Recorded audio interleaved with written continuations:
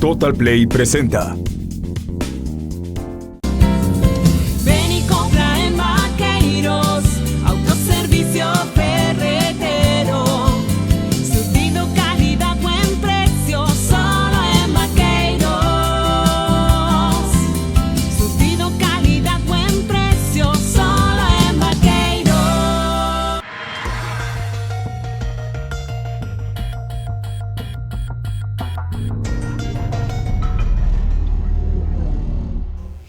Hola, ¿qué tal? Estamos aquí en su programa La Consulta y el día de hoy tenemos la visita de uno de los políticos más prominentes que ha tenido el estado de Tabasco. Él es escritor, él es conferencista, es abogado, ha escrito más de 24 libros a lo largo de su historia, busca la candidatura por la Diputación Federal y está hoy aquí con nosotros Juan José Rodríguez Prats. Ernesto, muchas gracias. Creo que es un buen inicio en los prolegómenos de esta campaña que vamos a estar 2 meses involucrados, iniciar dentro de las primeras actividades con un diálogo contigo. Muchas gracias por darnos la oportunidad de esta entrevista el día de hoy. La verdad que hemos avanzado a lo largo de lo que usted ha venido con nosotros. Empezamos primero en las redes sociales, hoy ya estamos en lo que es la radio, estamos en @FM, en La Poderosa y por supuesto ahora estamos también en Canal 10 de La Chontalpa, así que este va a ser un programa que va a llegar a muchos lados. Muchísimas gracias. Siempre empiezo con una pregunta un poquito polémica y creo que es necesaria hacerla porque usted viene de un grupo que se formó que se llamaba el Frente Unidos por Tabasco y tenía una aspiración ese frente que era llegar juntos para hacer una alianza en busca del poder, pero la idea era que estuvieran los mejores, pero resulta que al final el PRD dice, no le entro a esta alianza y nada más se queda PRI y PAN. ¿Qué pasó? Pasó lo que suele suceder en política. La tensión permanente entre los principios y la realidad, entre lo que se pretende, las conductas y las actitudes. Desafortunadamente siempre hay una brecha entre las buenas intenciones y lo que en la realidad acontece. Y efectivamente a mí me tocó redactar los principios que nos debían orientar. No nos hablamos con toda la sinceridad que se hubiera requerido y al final de cuentas afloraron posiciones, ambiciones en cargos concretos, no hubo acuerdos en presidencias municipales y desafortunadamente perdimos esa oportunidad, aunque sí diría que permanece el ideal. Pero, ¿cómo ve? Primero, voy a hablar del caso de Manuel porque yo sé que él era uno de los protagonistas principales de ese frente. Llegó Manuel con el deseo y el ánimo de hacer ese equipo, esa alianza, y al final se cae la alianza por el PRD y resulta que al final también él es el candidato por ese partido que no quiso hacer la alianza y es el candidato del centro. ¿No hay algo raro que pasó ahí? Mira, Manuel Andrade, sin duda un magnífico tabasqueño, yo siento que su vocación es parlamentaria. La experiencia que él ha tenido en el Congreso local me parece que se desperdicia si no la llevamos al Congreso Federal. Manuel Andrade, yo le dije, Manuel, yo voy por el 6º distrito, tú vas por el 4º, vamos los dos. Sería excelente que pudiéramos en los 2 distritos federales del municipio del centro. Dudó. Si hubiera dicho sí voy, el PAN y el PRD hubiéramos asumido ese compromiso. Él trae conflictos internos en el PRI, casi directamente con la dirigencia nacional. Entonces ahí vino el problema. Para mí es una lamentabilísima pérdida. Me hubiera encantado hacer campaña con Manuel y llegar juntos a la Cámara. Y para Tabasco hubiera sido una voz extraordinaria en la próxima legislatura. Entonces, la no alianza que no se pudo dar fue culpa del PRI nacional, hablando de Alito. Mira, yo creo que lo que podemos decir, Ernesto, en la historia de Tabasco, y sobre todo ahora que veo que dos tabasqueños sacan sus libros, como Humberto Mayans y Roberto Madrazo, en Tabasco nadie es inocente. Todos hemos sido culpables de lo que nos ha acontecido. Yo creo que Tabasco está en un momento difícil, está en un momento de crisis. Yo quiero creer y creo en la promesa del señor presidente de la República y del señor gobernador de que van a conducirse con respeto a la ley. No les pido anhelos o vocación democrática, no, respeto a la ley, a los órganos electorales y que observen la campaña con respeto a los procesos internos. Entonces, yo sí te diría que todos fuimos culpables, todos hemos sido responsables de alguna forma de lo que ha acontecido en Tabasco y su proceso de descomposición, sobre todo del 88 a la fecha.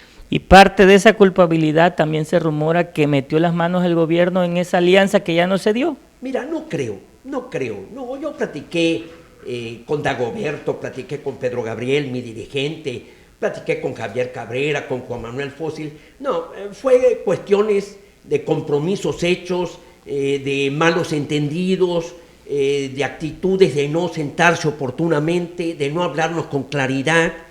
Y al final de cuentas, repito, se rompió, pero yo no quisiera que se rompiera el compromiso inicial.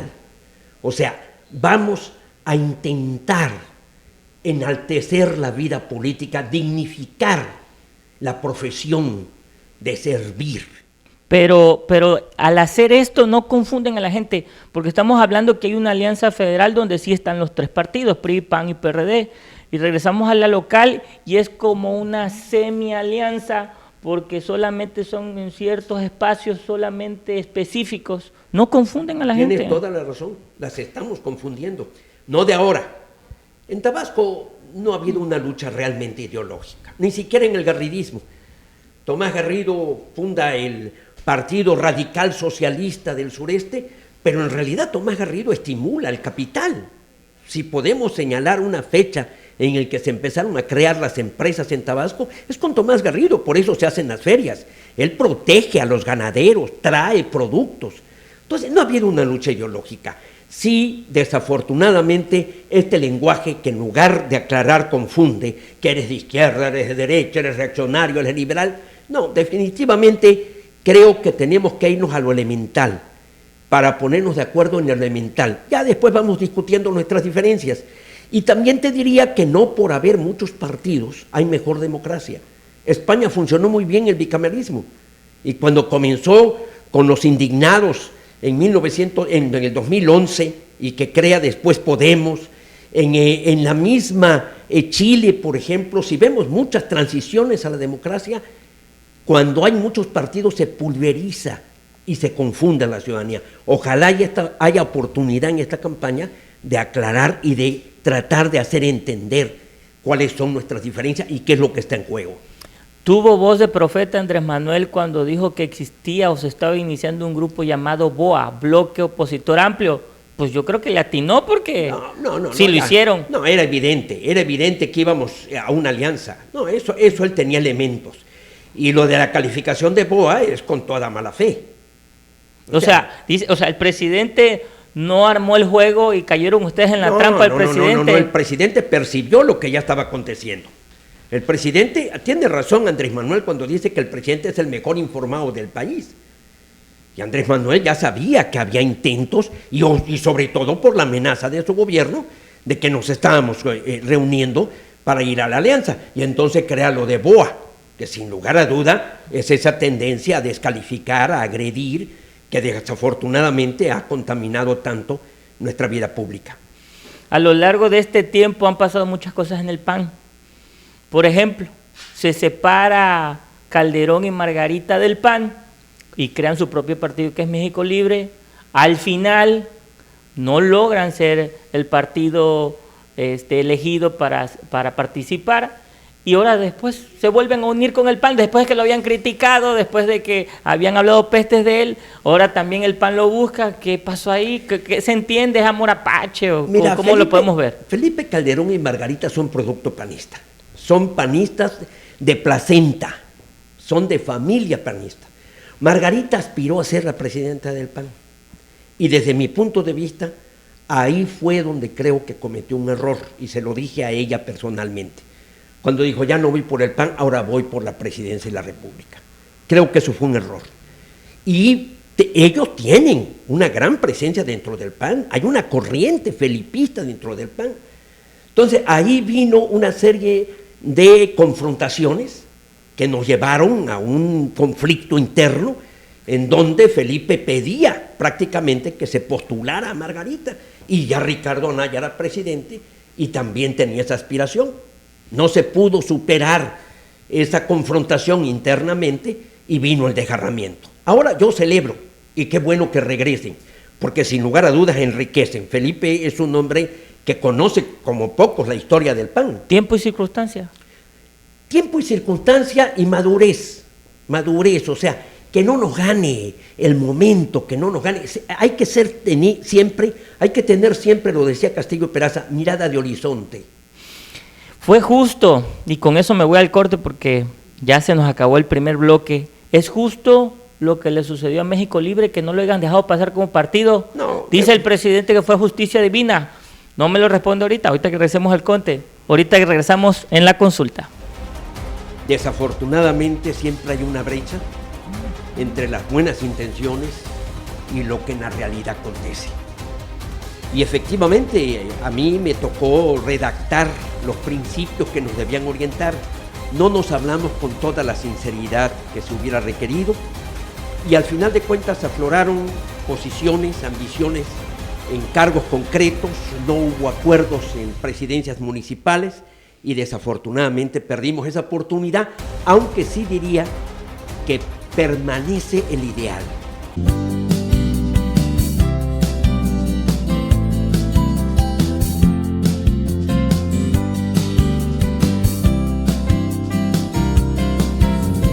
Ven y compra en Maqueiros, autoservicio ferretero. Surtido, calidad, buen precio, solo en Maqueiros.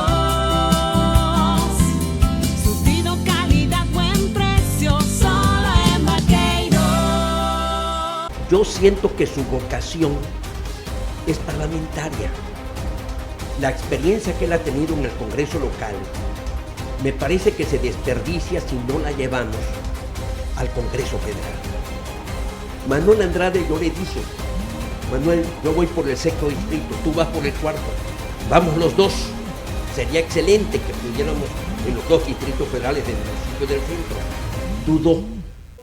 Y regresamos aquí en la consulta y nos quedamos con la pregunta si realmente fue justo que le quitaran a México Libre su participación como partido en esta elección. ¿Qué opina? Mira, yo creo que fue injusto, porque hicieron un gran esfuerzo, pero además hay algo muy preocupante, Ernesto, la falta de credibilidad del Tribunal Electoral. Nuestro derecho electoral carece de sentido común. Yo me atrevo a afirmar que es el peor derecho del mundo. Presume la mala fe, es abigarrado, y hay una serie de instituciones yuxtapuestas. Entonces está el TRIFE y está el INE, y traen un conflicto terrible. Entonces, desde mi punto de vista, el TRIFE está dando evidencias que lo están señalando como una institución sometida al Ejecutivo. ¿Podría haber sido una venganza de parte del presidente por aquello que se dice o se rumora mucho que fue un fraude el 2006? Que Calderón no tenía las manos tan limpias como Bueno, él decía. Mi estimado Ernesto, yo le creo al señor presidente cuando él dice que la venganza no es lo suyo. Ok. Yo eso lo descarto. Pero él lo dice continuamente que le robaron el 2006, él lo afirma como un hecho real. Eso lo discutí personalmente con él en alguna ocasión y provocó hasta algún gran problema. Como también le cometieron fraude en el 88. Todas las derrotas que Andrés Manuel ha tenido ha sido por fraude. La de Peña Nieto no fue tan consistente en su oposición, es cosa rara. O por ejemplo, cuando pierde la elección en el Estado de México con Delfina Gómez.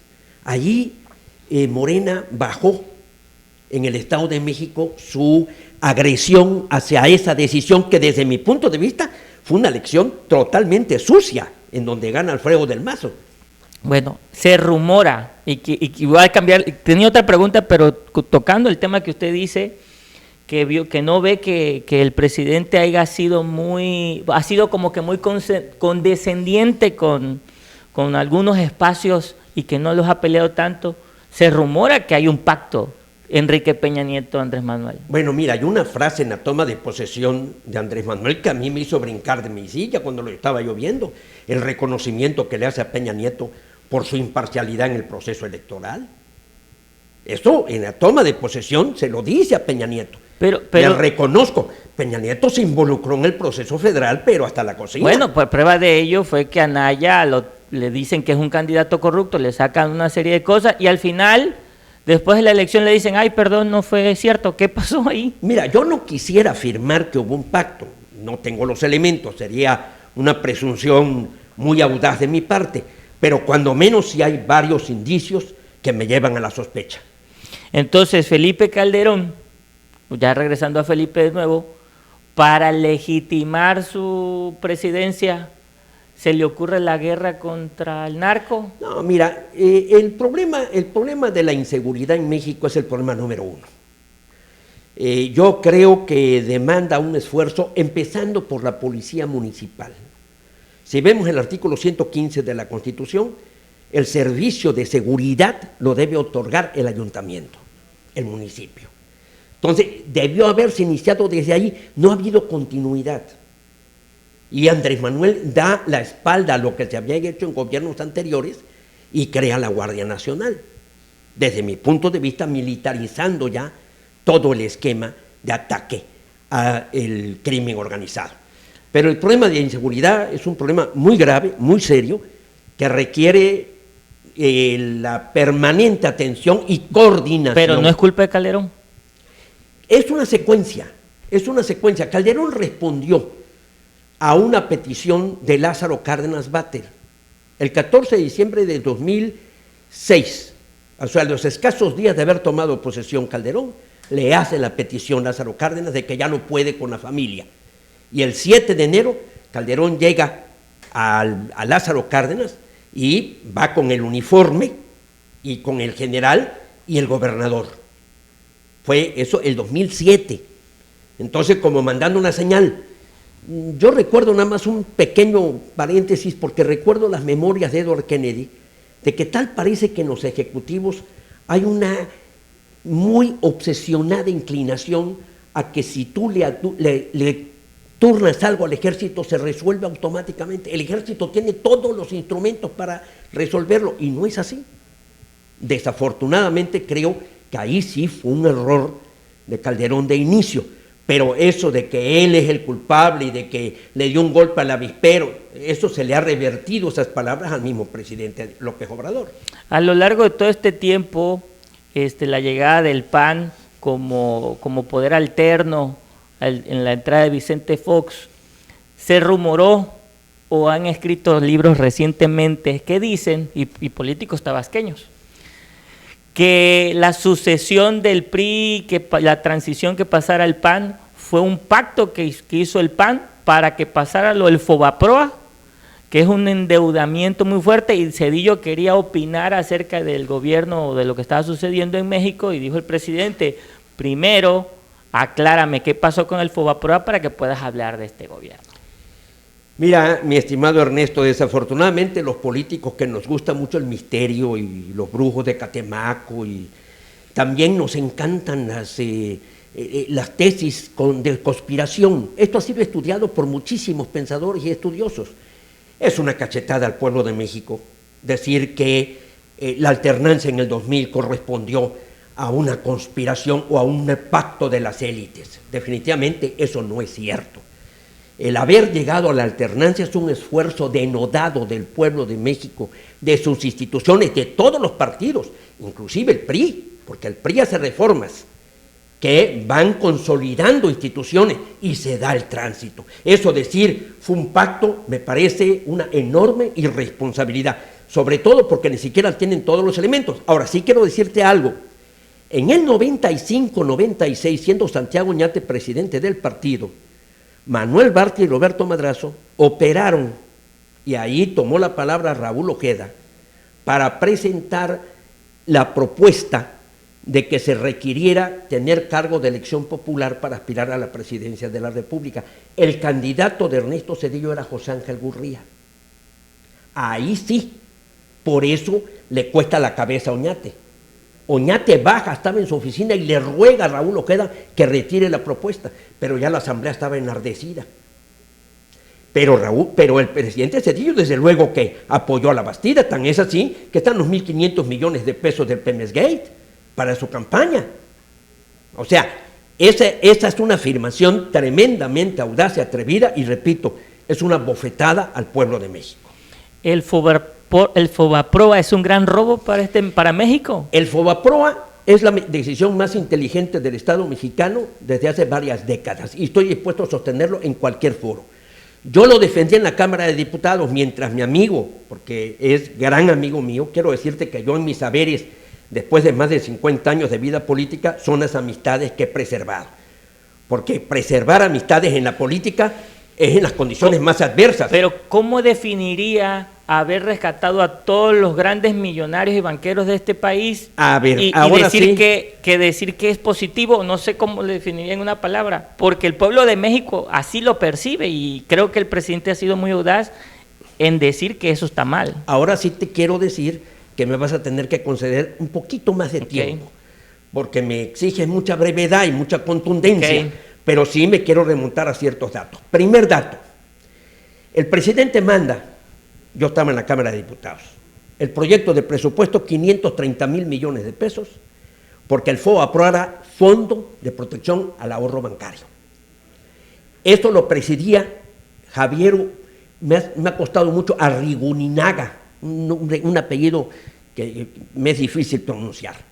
Si la Cámara de Diputados no hubiera respaldado esa deuda ya adquirida, pagarés firmados, 530,000 millones de pesos, que estaban respaldando a la banca, las consecuencias hubieran sido desastrosas, desastrosas. Hubiéramos provocado una crisis enorme. Yo subí a la tribuna a defenderlo. No era una decisión popular. Por eso, ¿y quién tuvo la culpa? No, es ¿Zedillo o Salinas? Mira, porque fueron... Sí hubo un error de diciembre. Ok. Y sí hubo que Zedillo fue no haber ratificado a Pedro Aspe. A Pedro Aspe no le hubiera estallado ese problema, pero incursionó con Jaime Serrapuch. Tan hubo un error de diciembre que le pide la renuncia a Serrapuch. Pero también Salinas tuvo culpa de cómo había entregado las finanzas. Entonces se envía una señal y se dispara, que eso fue en diciembre del 94. Están las memorias, ahí está lo que escribe Salinas. Hay varios textos. Salinas es en México o en el Vox Populi, vendió a México, dicen. Los mejores 5 años de desarrollo económico, de los últimos 35 años, fueron después del 95, en el gobierno de Zedillo. Crecimos al 3 punto y pico. El último año de Zedillo, que fue el 2000, crecimos casi al 7%, derivado de la decisión de haber respaldado al sistema financiero y bancario mediante esa decisión de respaldo en el presupuesto. Y los datos son los siguientes. Los contribuyentes cubrieron el 60% del costo del rescate. El 60%. Y lo seguimos pagando, ¿no? Lo seguimos pagando. 24% fue recuperación de cartera. Se creó el IPAP, que fue propuesta del PAN, Instituto de Protección al Ahorro Bancario, y se recuperaron 24% de los bienes. Y los bancos perdieron 16%. Ahora, el rescate fue el apoyo a ahorradores 86.5%. Esto es un estudio que hizo Enrique Cárdenas, un economista de primera en la Fundación Espinosa Iglesias. 86.5% fue lo que se destinó a proteger a ahorradores y 13.5% a empresas, a deudas y entidades de gobierno. Ahora, sí te quiero decir una cosa. En los 2 primeros años del gobierno de Andrés Manuel, Pemex ha perdido el doble del costo de FOBAPROA. Es posible que, esa pregunta se la voy a hacer regresando el corte, pero ¿es posible que vuelva a haber otro FOBAPROA en este sexenio? Lo veo difícil que ya se pueda rescatar a Pemex, porque el FOBAPROA fue un éxito. O sea, costó 530,000, pero se salvó el sistema financiero. Ahorita yo ya no veo posibilidad de rescatar ni a Pemex ni a Comisión Federal de Electricidad. Bueno, pero me responde esa pregunta exacta como se le ocurre ahorita que regresemos el corte. Que no se te olvide. Ok, gracias. La falta de credibilidad del Tribunal Electoral. Nuestro derecho electoral carece de sentido común. Yo me atrevo a afirmar que es el peor derecho del mundo. Presume la mala fe, es abigarrado y hay una serie de instituciones yuxtapuestas. Entonces está el TRIFE y está el INE y traen un conflicto terrible. Entonces, desde mi punto de vista, el TRIFE está dando evidencias que lo están señalando como una institución sometida al Ejecutivo.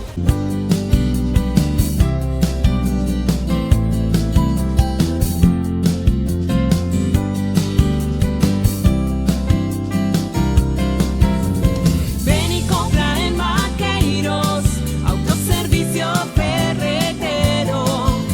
Surtido, calidad, buen precio, solo en Maqueiros. Surtido, calidad, buen precio, solo en Maqueiros. Todas las derrotas que Andrés Manuel ha tenido ha sido por fraude. La de Peña Nieto no fue tan consistente en su oposición, es cosa rara. O la, por ejemplo, cuando pierde la elección en el Estado de México con Delfina Gómez. Allí Morena bajó en el Estado de México su agresión hacia esa decisión que desde mi punto de vista fue una elección totalmente sucia, en donde gana Alfredo del Mazo. Y regresamos con la pregunta si existirá otro Fobaproa en este sexenio. Mira, te voy a citar literalmente lo que el presidente de México, Andrés Manuel López Obrador, declaró el 18 de marzo. Pemex es una empresa nacional y el gobierno hará todo por rescatarla. Eso me parece un mantra, me parece un dogma, no me parece una buena estrategia. Eso casi me parece algo así como el lema cubano de los castristas, patria o muerte. No puede ser así analizado, no ese es el dilema. El dilema es, los dineros del pueblo de México lo destinamos a comprar medicinas para los niños con cáncer, a hacer pruebas en el coronavirus, meter en educación, meter en seguridad, los fideicomisos, el seguro popular, o lo meto en una empresa que cada vez pierde más. No hay un solo número en Pemex en los 2 años, con todo y lo que le ha costado. En los últimos días, el gobierno anunció que absorbe 6.500 millones de dólares de deuda de Pemex que lo va a pagar el pueblo de México. Y después anunció que se disminuyen los derechos de explotación del 65 al 54%, le llaman derechos compartidos. Eso implica miles de millones de pesos. Implica algo así como cerca de 200,000 millones de pesos entre los dos rubros. Pero el presidente dice que si no defendemos a Pemex estamos en contra de México. Es que no lo puedes ver así. No ese es el dilema. El dilema es dónde invierto los recursos donde beneficie más al pueblo de México. Ese es el dilema.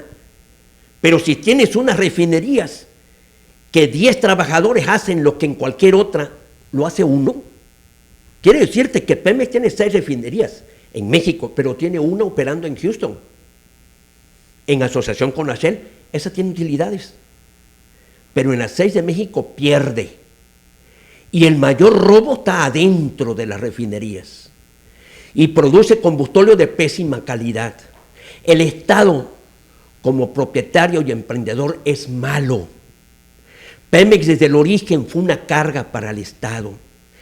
Pemex en 1921, antes de la expropiación, las empresas privadas obtuvieron 200 millones de barriles de producción. 1921.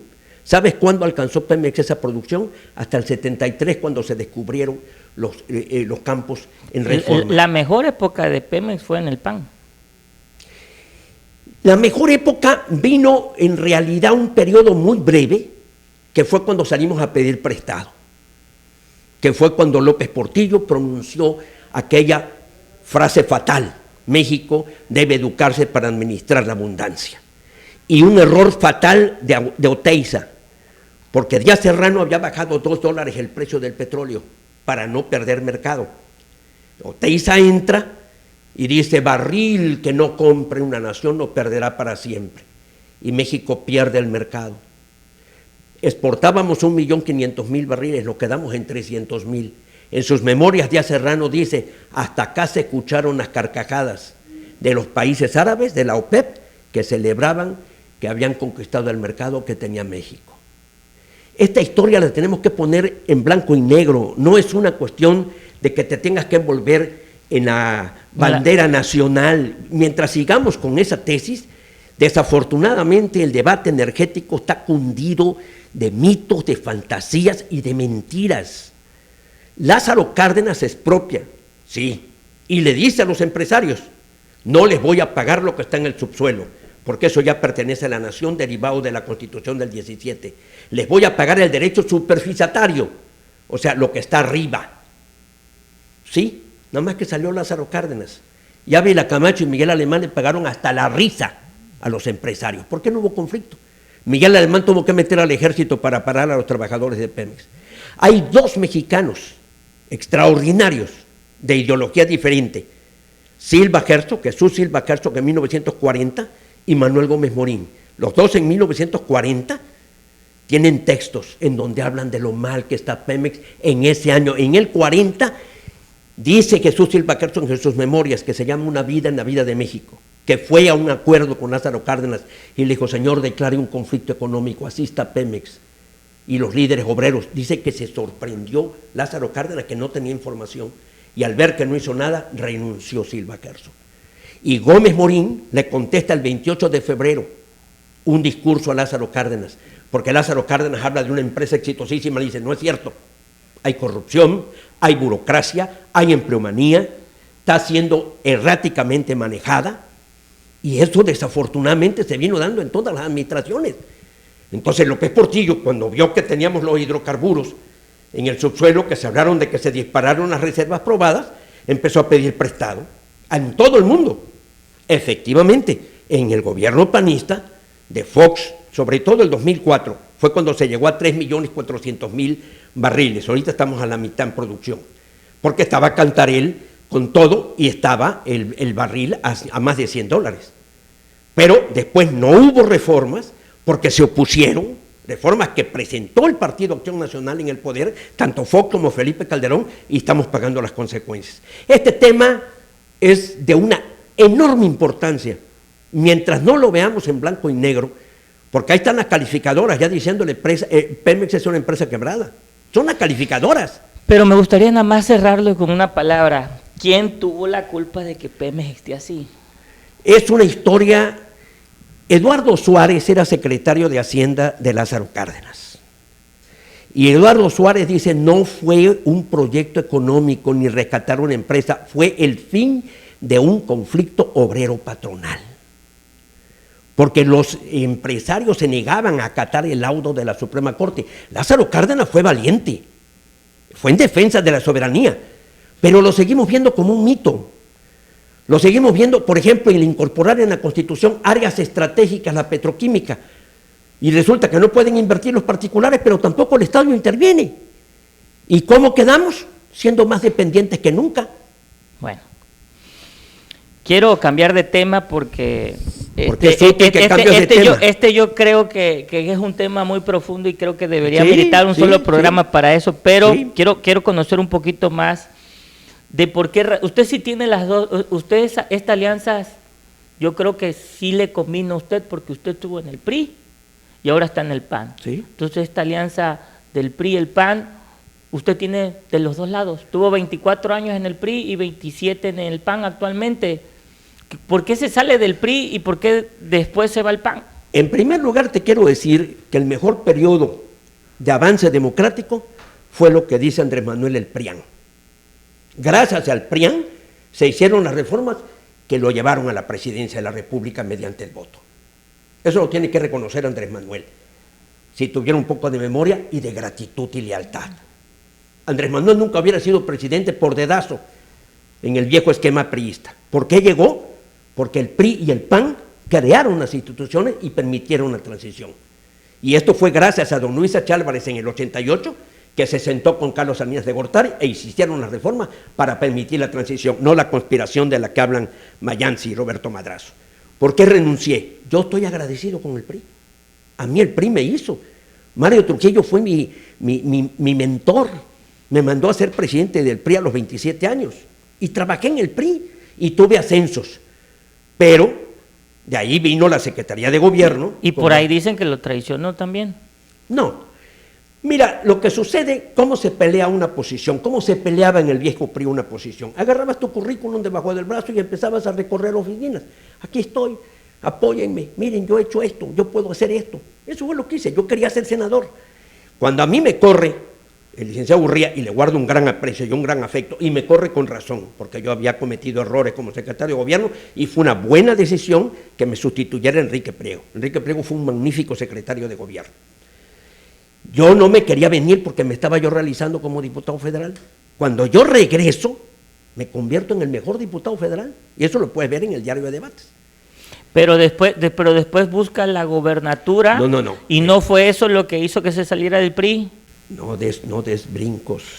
A ver, cuénteme. Súbito, A ver. Yo, como diputado, empiezo a visitar y todo el mundo me dice, Juan José, tú debes ser senador. Juan José, ni lo discuta, requerimos tu voz en el Senado. Entonces, pues yo me esmero, sale la lista, porque así te enteras, ni siquiera ahí el que te hablen, sale la lista y veo que no estoy. Eso sucedió el viernes 6 de mayo. El domingo 8 de mayo de 1994. El domingo 8 de mayo yo me entrevisto con Castillo Peraza. Y le digo, vengo a tocar las puertas del PAN. Nadie me puede culpar de oportunista. Me invitaba Andrés Manuel, me invitaba Graco al PRD, me invitaba Aguilar Talamantes al Frente Cardenista. ¿Su destino era ser candidato a gobernador? Mi destino era venir al PAN. ¿Por qué? Porque yo escribí libros en donde yo cito mucho y admiro el pensamiento de Gómez Morín. El lunes 9 de mayo, a las 6 de la tarde, Salinas de Gortari intenta convencerme para que yo no renunciara al PRI. Y ya fue mi decisión. Hasta aquí llegué. Yo participé en el 68, traigo ese bonanito. Pero le ofrecen la gobernatura. No me ofrecen la gobernatura. No, nadie me la ofrece. No, vengo y me meto. ¿Usted la busca? Yo la busco y gano una convención. ¿Por eso se la ofrece el PRD? No, el PRD me ofrece afiliarme al PRD y postularme. Andrés Manuel varias veces me ofreció postularme al municipio del centro. En cualquier día que lo entreviste, pregúntale. Y me ofreció ir en la pluria en diputación. No, yo cuando vi que sale la convocatoria a la gobernatura, ya Roberto Madrazo se veía como candidato del PRI y obviamente Andrés Manuel por el PRD, yo me inscribo y contiendo contra Espiridión Vargas Marcín y un doctor Leonardo Peláez y nos metemos a una convención y les gano una convención la candidatura. Ese fue haber entrado con el pie derecho a la gobernatura. Nos tenemos que ir a corte, pero me gustaría antes de irnos a corte que se quede con esta pregunta. ¿Qué aprendió de esa elección entre Roberto Madrazo, Andrés Manuel y usted en la gobernatura? Pues muy sencillo, te la contesto desde ahorita. Ahorita regresamos, aquí en la consulta. Andrés Manuel López Obrador declaró el 18 de marzo. Pemex es una empresa nacional y el gobierno hará todo por rescatarla. Esto me parece un mantra, me parece un dogma. No me parece una buena estrategia. Eso casi me parece algo así como el lema cubano de los castristas, patria o muerte.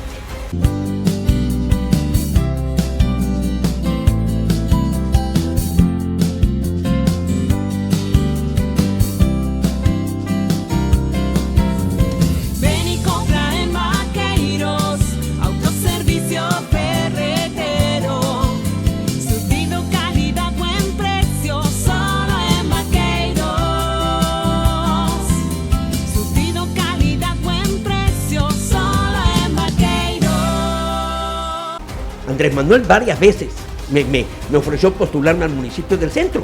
En cualquier día que lo entreviste, pregúntale. Y me ofreció ir en la pluria en diputación. No, yo cuando vi que sale la convocatoria a la gobernatura, ya Roberto Madrazo se veía como candidato del PRI y obviamente Andrés Manuel por el PRD, yo me inscribo y contiendo contra espíritu. Y regresamos con esta pregunta que es interesante. ¿Qué aprendió de esa elección entre Roberto y Andrés Manuel? Pues en primer lugar no ser como ellos. Yo creo que ellos dos le han hecho mucho daño a Tabasco. Y creo que ese año se profundizó el encono. Para mí ese es el problema más serio que Tabasco tiene. Por eso una de las causas que provocaron mi renuncia fue haber asistido el 24 de abril a un debate con Andrés Manuel. Te estoy hablando del 92. Me invita el padre Francisco Goitia. Me ordena el gobernador Novas y le dije, sí voy. Yo sí voy a defender mis ideas. Muchos dicen que eso me costó la renuncia. Y pregunta cómo salí en el debate.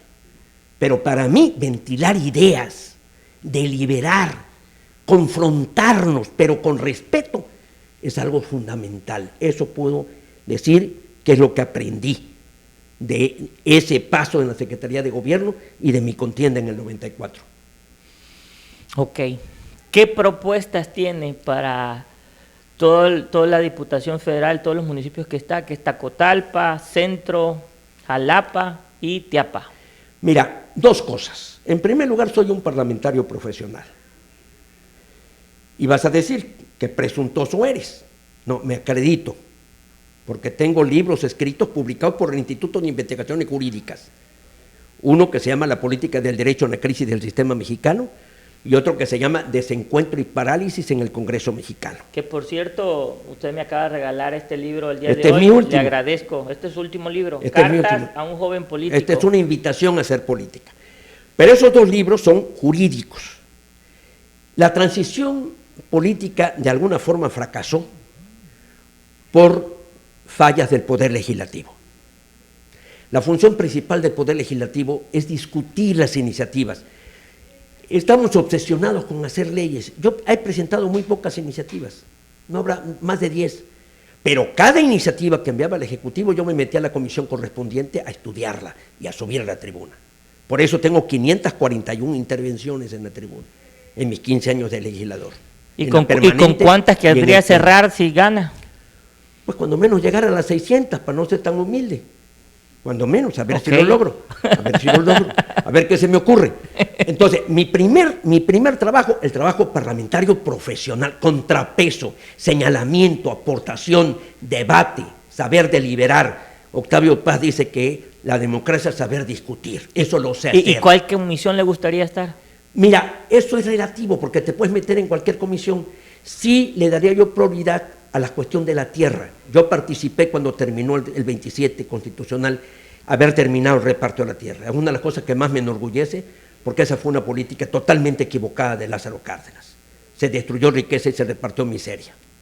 Pero sí le daría yo prioridad a la ganadería, la cuestión agropecuaria, la cuestión constitucional y el sector de energía, que es lo que me ha llevado al estudio de los últimos años. Pero de ahí, en segundo lugar, como función importante, la gestoría. Yo sí me quiero comprometer con estos 3 municipios de la sierra donde están mis raíces, porque en Teapa nació mi madre, en Tacotalpa nació mi padre, vivieron ahí en Teapa, tuvieron que emigrar por cuestiones económicas de la crisis del 39 cuando vino el mal de Chamusco, y por eso yo nazco en Pichucalco. En Jalapa tengo magníficos amigos y 2/3 partes que están en el municipio del centro. ¿Cómo ve esos municipios? ¿Cómo están ahorita? Mira, son 3 municipios, bueno, desde luego el centro, pero esos 3 municipios yo te diría que salvo Tacotalpa, que tiene zonas muy depauperadas, sobre todo lo colindante con Chiapas. Teapa tiene una gran capacidad empresarial, tiene riquezas de gran calidad en su tierra, y Chiapas tiene Teapa tiene un gran empuje, a grado tal que baja mucho chapaneco a trabajar a Teapa, y también Tacotalpa en esa parte, pero repito, tiene zonas muy depauperadas. Jalapa es un municipio, digamos, tranquilo, es un municipio con ciertas características. Desde luego todas requieren apoyos. Los gobiernos municipales actuales, me parece que hay críticas muy sentidas de la comunidad. O sea, yo tendría que ir en coordinación con los candidatos a presidentes municipales, que entre paréntesis los veo muy correctos, muy adecuados, sobre todo Raúl Cabrera, por ejemplo, en Teapa, Efraín Narváez en Tacotalpa, son 2 magníficos candidatos en lo que yo espero hacer campaña con ellos y el compromiso de hacer gestoría. Yo quiero decirte que tengo magníficos amigos en todo el gobierno del Estado. Repito, yo me siento orgulloso de preservar la amistad en toda mi carrera política. Soy amigo del señor gobernador, soy amigo del presidente del tribunal, soy amigo de Jaime Lastra, soy amigo de Andrés Granier, soy amigo de Manuel Andrade, soy amigo de Yolio Osuna y tengo muy buenas relaciones. Y si llego a ser diputado, no seré yo el diputado del montón. Entonces, yo sí espero hacer esa gestoría y apoyo. Usted fue gerente de desarrollo social de la CFE. Sí. ¿En qué tiempo fue eso? Mira, eso fue gracias a un agente de primera, que era Guillermo Guerrero Villalobos. ¿Pero en qué año? Principio de gobierno de Salinas de Gortari, 1988, 89. ¿Qué le ha pasado a CFE de esa época para acá?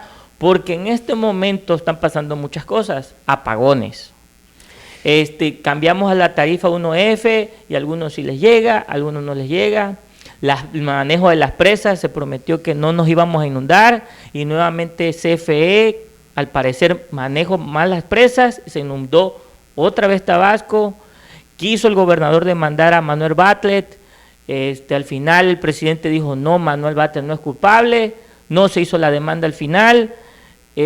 Ahora se están metiendo con los Oxxos, con Walmart, con Bimbo, porque supuestamente hay una parte donde ellos no pagan luz. ¿Qué está pasando en CFE? ¿Hacia dónde vamos? Mira, CFE la crea Lázaro Cárdenas en 1937. La electrificación en México es gracias a extranjeros particulares. Fueron los que vinieron y empezaron a poner alumbrado. La primera hidroeléctrica se puso en Batopilas. Es un pueblo hundido, lo digo en el buen sentido de la palabra, en la sierra de Chihuahua, el lugar donde nació Manuel Gómez Morín. 8 años antes de nacer Gómez Morín, ahí se hizo la primera hidroeléctrica. Necaxa se hizo con Porfirio Díaz en 1904, todavía funciona. La hicieron los belgas. Entonces, ¿qué hizo Lázaro Cárdenas? Es decir, bueno, los particulares tienen interés en donde es negocio. Alguien tiene que llevar la electricidad en donde no es negocio. Ese es el origen de haber creado la comisión para compatibilizar el otorgamiento del servicio con el sector privado. Trabajé en la Comisión Federal de Electricidad, me tocó todo lo que es cuestión social. Guerrero Villalobos, un gran amigo, un gran director. Me tocó enfrentar, por ejemplo, a los grupos ecologistas con la Laguna Verde. Me tocó el asunto acá en Chiapas, cuando se cancela, para mí, un gravísimo error, la presa de Itzantún, ahí en el municipio de Huitiupán, muy cercano a Ximojobel. Esa presa debió haberse hecho, pero invadieron el embalse de la presa. Pero actualmente, voy a ir puntual. Tienes que irte a apagones. Tienes que ir a descentralizar. Mira, la solución de México es la coordinación de sector público y sector privado. Ese es el pecado mayor de Andrés Manuel, de chocar. Me encanta una anécdota de José Mújica. José Mújica iba en una exposición, iba un periodista y vio a un empresario y le dijo el periodista, mire, ahí está un explotador. Y se volteó José Mújica y dice, no, ese señor sabe hacer lo que yo no sé hacer. Ese señor genera riqueza y crea empleo. Tienen que coordinarse. Lo que estoy viendo en las leyes, por ejemplo, la ley eléctrica, dale prelación a las empresas sobre las particulares, echa a andar las hidroeléctricas y si no hay agua, eso no es motivo de ley, ni siquiera debe ser motivo de una reforma jurídica. El SENACE es un gran cerebro. Yo estuve en el SENACE, que le está ordenando a las plantas cuánta electricidad meter al sistema. Eso no es cuestión de decir una ley. Y ahora viene la de hidrocarburos, que es una amenaza, es una amenaza. Andrés Manuel sigue con el chip marxista de que el empresario se hizo rico por la plusvalía, explotando al trabajador. De ahí no va a salir. Ese es el problema. Bueno, los apagones, error humano. Los apagones es que tienes que operar con una reserva.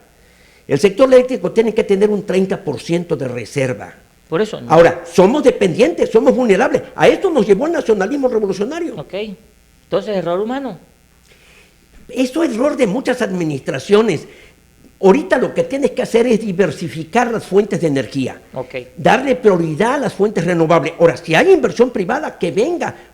México no tiene tecnología, no tiene recursos económicos, ni en Pemex ni en la Comisión Federal de Electricidad. ¿La tarifa 1F actualmente en Tabasco es para siempre, es temporal o es nada más por tiempos electorales? Mira, tarde o temprano tenemos que irnos en la descentralización del servicio. Tiene que ser lo que le llaman generación distribuida, o sea, que sea a nivel local, que sean empresas locales. Aquí tenemos que ir a una gran reforma del sector electricidad, pero no retornar a lo que ya demostró que no funcionó, y es lo que nos lleva a los apagones.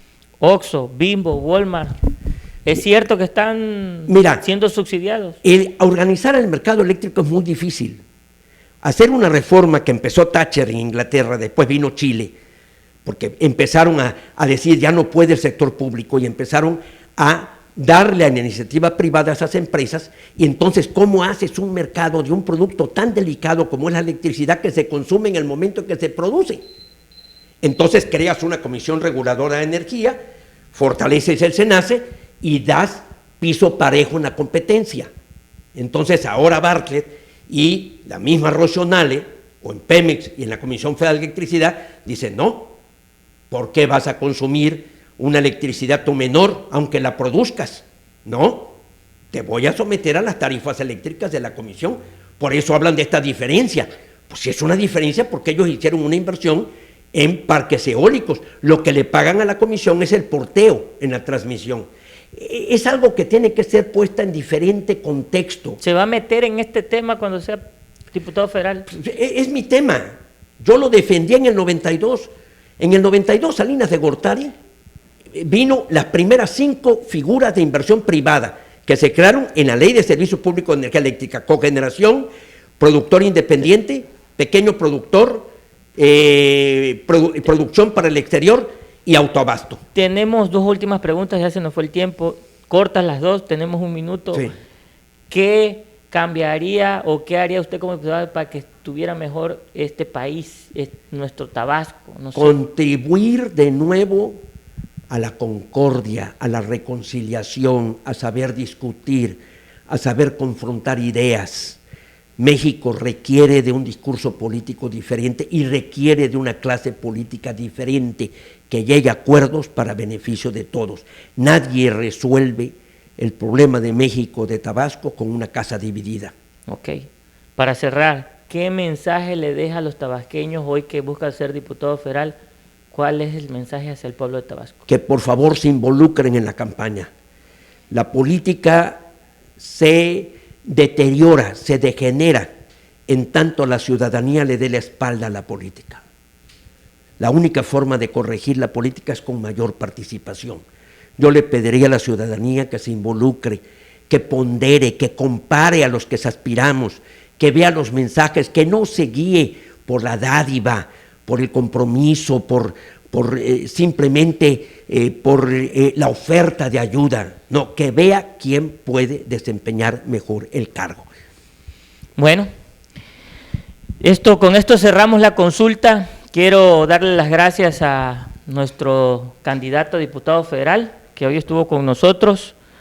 Lo único que sí puedo asegurar el día de hoy es que va a ser un férreo luchador para sacar leyes, propuestas, iniciativas en la Cámara de Diputados. Ustedes lo tienen aquí, ustedes escojan, comparen, y bueno, él es una opción para lo que es la diputación en los distritos Centro, Tacotalpa, Tiapa, Sexto distrito. Todo el 6º distrito. Así que muchas gracias, espero que les haya gustado este programa y mucha suerte.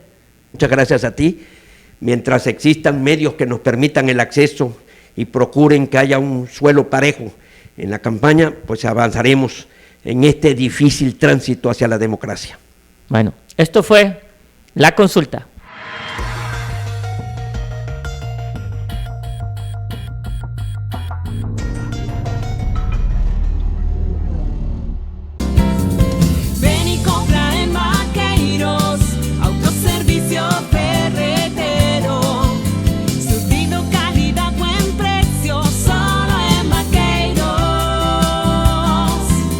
Surtido, calidad, buen precio, solo en Total Play presentó